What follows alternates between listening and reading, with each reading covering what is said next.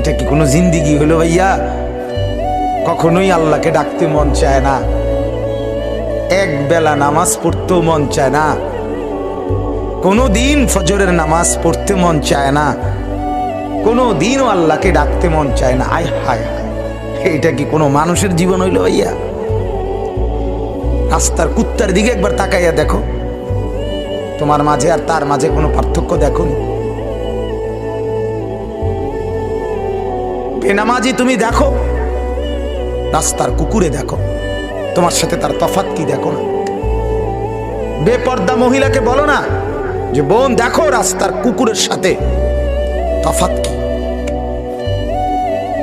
বেহায়া নারীকে বলেন এক কুকুর দুর্গন্ধ ছড়ায়, বেহায়া নারী তার চাইতে বেশি দুর্গন্ধ ছড়ায়।